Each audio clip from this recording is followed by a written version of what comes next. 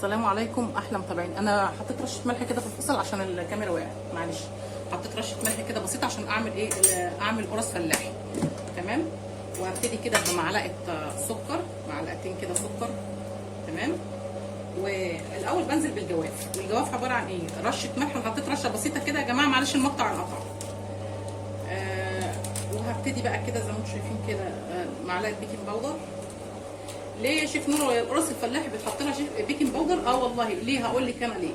علشان نتلاشى. ودي معلقه ونص ايه، خميره. يبقى انا حطيت رشه ملح، معلقه سكر كبيره. انا حطها بالمعلقه الصغيره، حاسباها بالمعلقه الصغيره تبقى معلقه كبيره. معلقه سكر، رشه ملح، نص معلقه بيكنج باودر كبيره، نص معلقه خميره. تمام. وابتدي اقلب ايه الجواف زي ما انتم شايفين كده. تمام كده. اخلط الجواف والمكونات كده، نجيب المعلقه الخشبيه. بسم الله. خلاص. عايزه اعمل قرص فلاحي طريه. تمام. وليه بقى يا شيف نونو احنا ما بنحطش بيكنج باودر في القرص الفلاحي؟ طب ما احنا ناس كتير بتقعد تقول لنا القرص ما نجحتش وطلعت ناشفه وطلعت عامله وطلعت مسويه. طب ما احنا ما نتلاشى كل الاخطاء دي والمشاكل اللي بتحصل دي ونحط معلقه بيكنج باودر. ده امان، عشان حتى لو الخميره طلعت مش نشطه او ما او فيها او يبقى الحمد لله احنا حطينا ايه، معلقه بيكنج باودر. الماده الدهنيه بقى عباره عن ايه؟ ابتدي كده كوبايه الا ربع ايه، سمنه. هي المفروض تزيد عن كده على فكره شويه. وادي المهم يبقى كوبايه. وادي كوبايه زيت. يبقى كده كده ايه، حطيت كوبايه كده تعتبر كوبايه الا ربع سمنه على كوبايه زيت. يبقى كده كوبايه كده كامله ماده دهنيه. وابتدي بقى ايه، اخلط المواد كده ايه مع بعضيها بالتدريج. اعمل حفره كده وابتدي انزل المواد الدهنيه على المواد السائله اللي هي المواد الجافه. تمام. افرك بقى شويه دول حلوين برضو نعمه ربنا والحمد لله. كده كده العجينه اللي هي القرص دي بتتعمل بالايد. ابتدي بقى زي ما انتم شايفين كده اخش كده اخلط المواد الجاف مع الدهنيه كده عشان اعمل احلى قرص فلاحي ريحتها تجيب لاخر الشارع. الشتا بيحب ياكل كل اي حاجه بقى من المعجنات. وصفات المعجنات كترت دلوقتي في الشتا. وابتدي بقى اخلط دول مع بعض كده. تمام. الماده الدهنيه مع الدقيق. بسم الله الرحمن الرحيم. خلاص كده تمام. بدات امزج الدقيق كده. انا مش عايزه اطول عليكم الفيديو على فكره يا جماعه. انا هطفي لحد ما امزج الدقيق مع البتاع عشان ما اطولش عليكم الفيديو. خلاص بقى خلطت المواد الجافه مع الدهنيه مع الزيت. انزل بقى بالحليب الدافي كده، كوبايه حليب دافيه. وانزل ايه بالتدريج برضو. افضل هي تنزل عامه كلها، ده هتعوز ثاني كوبايه وايه، كوبايه كامله كده يعني ايه على الاخر من الحليب. حابه تحطي معلقه قشطه تمام، ما عندكيش ممكن تكتفي بالوصفه كده وهتبقى برضو زي الفل معاكي. وانزل كده زي ما انتم شايفين على العجين. ولسه هنعوز ايه تاني، الميه دافيه. عايزه كوبايه ميه دافيه كده وانزل على العجين. بس الاول بس ايه بالتدريج لحد ما اشوف العجينه هتعوز ولا لا، علشان ما تبقاش سايله مني وتبوظ. ابتدي بس اخلط كده المكونات مع بعضها حاجه حبه بالتدريج كده زي ما انتم شايفين. تمام كده لحد ما انزل كل المكونات مع بعضها مع الحليب مع شويه الميه السايله اللي انا حطيتها لحد ما توصل ايه العجينه كده ايه، عجينه ناعمه. عاوز كده شويه ميه كده رشرشي. تفضلي برضو تحطي الميه بالمعقول، حبه بحبه خليها جنبك كده عشان العجين ما يشربش منك سوائل كتير فيخرج. ولو زاد حسيتي ان العجين زاد منك سوائل حطي جنبك شويه دقيق ممكن تحطيهم تكملي بيها عادي مفيش مشاكل. تمام. شايفين اهو العجين. حاسه ان البوله دي ضيقه شويه مش مريحاني في الشغل. كنا جبنا بوله واسعه كان احسن، مش مشكله. او جبنا عجان مش مشكله. هو كيلو قرص مش هنعمله على العجان يعني. تمام. زي ما انتم شايفين كده خلطنا كل السوائل ببعضها. عايزين نعمل احلى قرص فلاحي في الشتاء، حاجات بتاكل في البرد القارس اللي احنا فيه دون. العجينه هتعوز رشاشه ميه دافيه كده. انتم شايفين كده. ابتدي اعجن بايدي بقى عشان ايدي كده احسن حاجه. العجين هي الايد لان بتحس بدرجه الحراره، وهي زي ما تكون بتمتزج العجين ودرجه حراره الايد بتبقى احسن حاجه للعجين جدا. او العجان بس ده كيلو يعني مش محتاجه. دي واحده احط الفيشه وده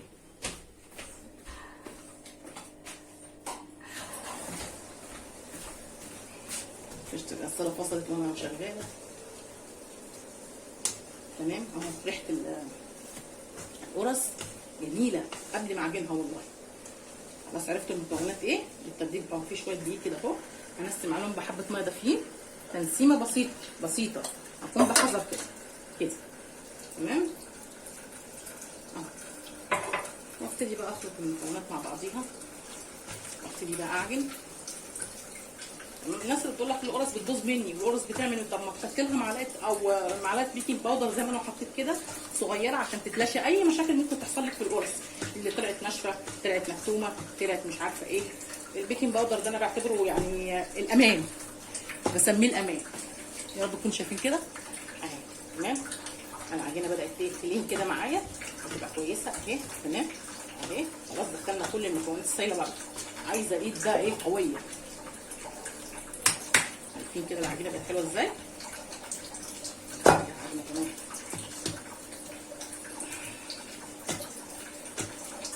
اللي عنده بقى مرض نفسي واللي عنده مشاكل نفسيه ممكن يعجن كده، يجيب شويه قرص زي دول كده ويعجن. يا رب تكونوا شايفين كده.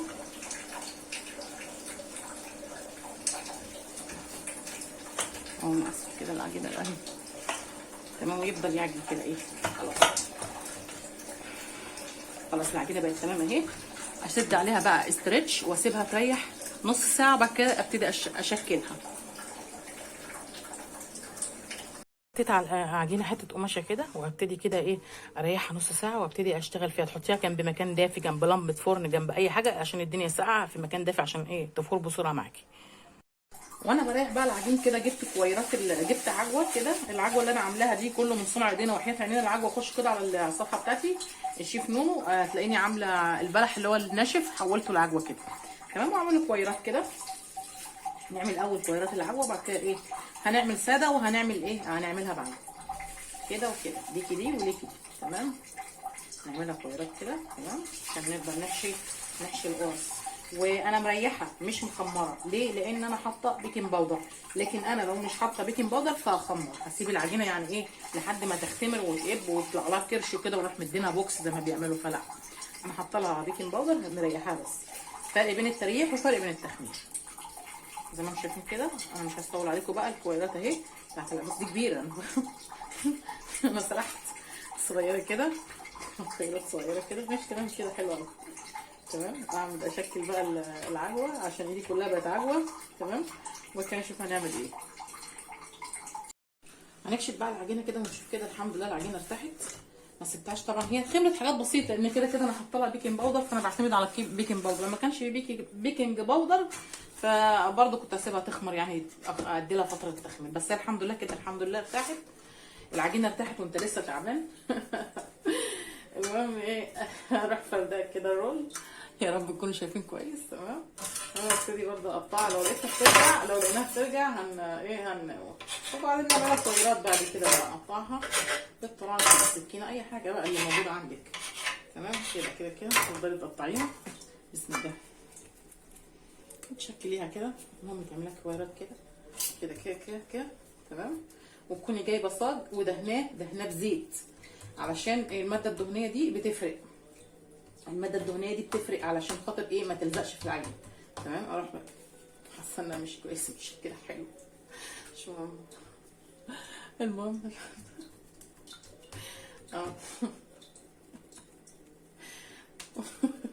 مش عارفه العجينه المفروض مش متخمره، بس هي متخمره كمان مرتاحه عامه يعني. ايوه دي كويسه دي. تمام. ايوه اهي هي ده الشكل اللي انا عاوزاه. ايوه تمام كده. تمام. افضل كده افردها معايا. تمام. واعمل شكل القرصه. تمام. افردها كده على الرخام، اعملها كويرات وبعدين افردها. وبعدين طبعا اكون جايبه صاج ودهنيه ماده دهنيه. يا رب تكون شايفين كويس كده اهو.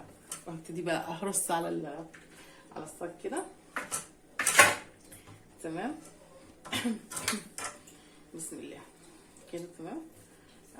اكون ايه افرد القرصايه كده عشان هتدي الشكل. خلي بالكم انا هديلها برده كمان ساعتين راحه لان احنا في شتاء، عشان تقب شويه كمان.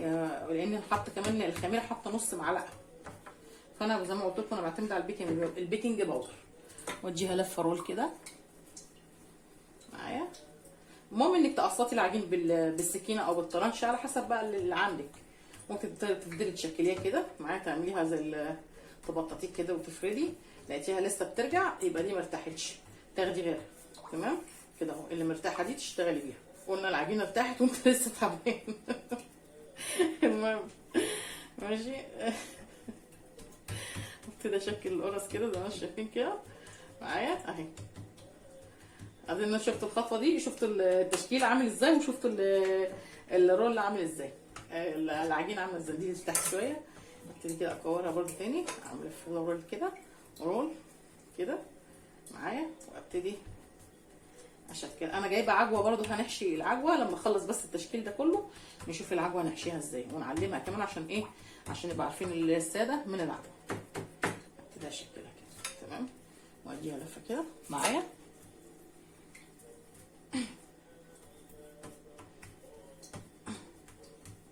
لقيتي العجينه بترجع، اعرفي ان انت ايه، اعرفي ان هي ايه، محتاجه انها ترتاح شويه.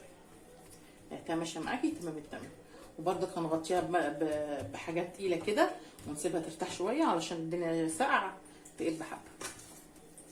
تاني بسم الله، نفضل كلها كده وبعد كده نقعد نرول، نغطيها برضه عشان الدنيا ساقعه. نغطي اللي هو مشوف بس نغطي برضه. التغطيه بتفرق ان الدنيا تلج. لو الجو حار مفيش مشكله نشتغل بالعجين وتمام التمام، انما طول ما الجو ساقع بيبقى العجين عاوز يختمر ويرتاح شويه، فاهمين؟ اخلص تشكيل بقى زي ما وريتكم، وبعد كده عشان ما اطولش عليكم في الفيديو، بعد كده لما نيجي نعمل العجوه هنحشيها هفرجها لكم. رصيت بقى واحده بالعجوه، وانا حبيت عشان اوريكم بس العجوه بتتعمل ازاي، فهوريكم كده لما افتح واحده او ارص واحده العجينه بتطلع مش مشكله، يبقى كده مرتاحه. لما بتقطع منك تعرفي ان العجينه مفيش منها مشاكل، عايزه ترتاح ممكن اللي تقطع منك توصليه عادي. تفضلي كده وتحطي العجوه كده معايا وتقفلي، تقفلي على العجينه خالص، قفلي على كل المواضيع زي سعاد حسني. وديها تبطيطه كده زي ما انتم شايفين. على فكره العجوه بتبان، العجوه بتبان اهي اهي تمام اهي. وافضل كده ايه معايا، افضل اقفلها، اقفل على كل المواضيع زي سعاد حسني كده، واديها تبطيطه تمام، وارصها في الصاج جنب اختها اللي هي فيها عجوه. يا رب تكونوا شايفين كده تمام. ادينا قربت الصاج تمام. واحده كمان اهو، جبنا العجوايه حطيناها في قلب العجينه اهو، وقفلنا على كل المواضيع زي شاديه، قصدي زي سعاد حسني الله يرحمها. وبدانا ايه نفرد القرصه تاني كده اهو. بسم الله ما شاء الله. على فكره انا هسيبها عشان الجو شتاء، بس هسيبها ترتاح واغطيها بحاجه تقيله كده تمام اهو. كل اللي فيها عجوه كده اهو. ادينا رصينا الكوساده بس ما قطعتش مش مشكله. والعجوه اهو، تفضلي كده ايه تقفلي كده على العجوه تمام، تديها كده تقفليها خالص، تقفليها وتديها رول كده ما بين ببطن ايديكي، وتنزلي كده اهو بالراحه، وتسيسي العجينه عشان العجوه جواها معايا، وتبداي ايه ترصي كده. لا ده هنا بانت خالص مش مشكله، ممكن تعملها لحمه على فكره عادي عادي اهي. حصل معاكي الموقف ده الحميها بعجين مفيش اي مشاكل اهو تمام اهو كده. احنا عملنا بالعجوه وعملنا ساده اهو. افتح كده العجين فتحه خالص مرتاحه، عشان العجوه بس منها كبيره شويه، القرص كبير شويه فايه خرجت من العجينه اهو تمام كده. وارولها وابدا ايه ابططها مش مشكله. لازم برضو لو حتى فتحت منك اقفليها من جنب، سايسي العجينه اهو. في عجينه هنا حته مقطعه هنا تمام، كملي بيها عادي مفيش مشكله اهو. سايسي كده العجينه، تبداي ايه ببطن ايديكي كده ايه، او بصابع ايدك كده ببطن ايدك كده وشغالي تمام اهو. ريحنا العجينه وعملنا بالعجوه وعملنا ساده مفيش مشكله. حتى لو ظهرت مفيش مشكله، ممكن نقفلها كده بعجين عادي اهي. لحمت اهي وتمام التمام. نسيسها كده مفيش مشكله اهي تمام. حتى لو برضو فتحت من تحت مفيش مشكله، تكمليها بعجين عادي عشان ما نقصش العجين كله زي الفل مفيش مشاكل اهي. ورصنا القرص خلاص، وهرول دي كده افتحها كمان. المشكله ان العجوه بس ايه الحشوه تخينه شويه، المفروض كنت عملتها كويرات صغيره بس مش مشكله، انا كريمه حبه تمام كده. وابتدي بقى ايه سايسه كده، امشي كده بصوابعي ببطن ايدك حسب بقى ما تكوني بتحبي تشتغلي. وابتدي ايه احشي العجوه وادي الساده. بس امسح العجوه دي عشان بس ما تاثرش على الجو. بعد كده نشوف الساده والمحشي ما عملته ازاي. عملت بقى العجين زي ما انتم شايفين كده اهو، 3 صاجات ما شاء الله، خد 42 قرصايه. اللي عملتها على شكل شقه قمر واللي عملتها مستديره تمام. وهسيبهم بقى اغطيهم كده بحاجه تقيله كده واسيبهم يرتاحوا كده عشان الجو برد، وبعد كده هنبتدي نسويهم. ريحت بقى العجين وجبت شويه قهوه كده بسيطه وشويه لبن كده حليب. وبحب ادهن وش المعجنات كده عشان وشها يحمر كده. بس انا ما لقيتش قهوه سريعه في الذوبان صراحه، عشان ما اكذبش عليكم عملتها بقهوه عاديه. فعامه الجيش انا هجرب بقى القهوه العاديه ان شاء الله خير ان شاء الله. هي وش حليب كده شويه حليب ودهنت وش القرص كده تمام. حاولت ادوب فيها على قد ما اقدر. عامه هو النار هتدوبها يعني عشان بس تدي وش كويس للقرص. ساعه كده ريحتهم ساعه كده تمام. الدنيا ساعه عامه وسبتها ترتاح وها. وبدهن وش القرص كده. بحب ادهن وش المعجنات. في ناس ما بتدهنهاش ممكن تحطيها على كده على طول، بس انا بحب ادهن وشها عشان ايه؟ بالنسبه للناس اللي هي المروحه بتاعت بوتاجازها تمام. انا المروحه عندي كل شويه شغاله وشويه مش شغاله. وهحطه على رف اوسط درجه حراره 190 من 180 ل 190. وبدهن كده وش القرص.